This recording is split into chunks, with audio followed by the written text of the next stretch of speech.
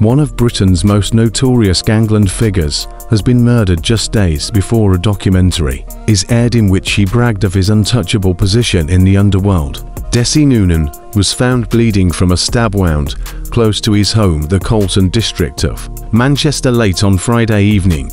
A leading member of a notorious family, Noonan, 46, had a reputation as a gangland enforcer and had been linked to dozens of armed robberies and several murders in a documentary, Gangster, to be broadcast on Tuesday night on Channel 5.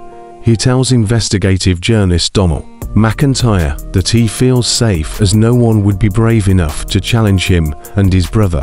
No one would dare to touch us anyway. If they did, there would be serious fireworks. I've got a bigger army than the police. I've got more guns than the police.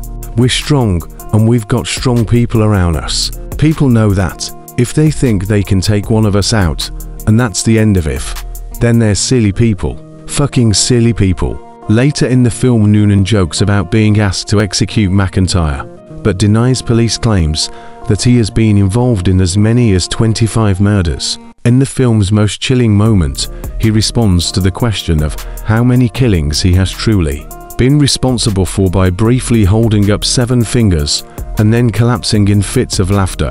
Although Noonan makes a number of appearances, the documentary principally follows 6 months in the life of his younger brother, Dominic, who is on trial for kidnap and drugs offences. The film shows how the Noonan family run an alternative system of justice in many of Manchester's communities. During the day, Manchester is run by the police.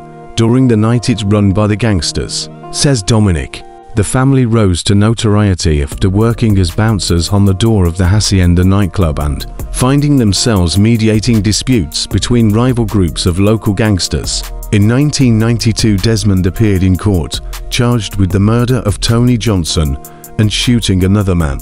He was cleared after several key witnesses failed to attend court.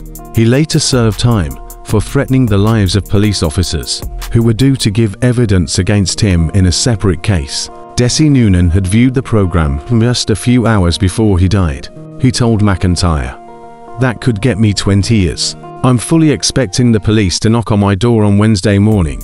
Peter Walsh, author of Gang Wars, which chronicles the rise of Manchester's underworld, said, "In the Manchester underworld, the name of Desmond Noonan strikes fear into the heart of a lot of people.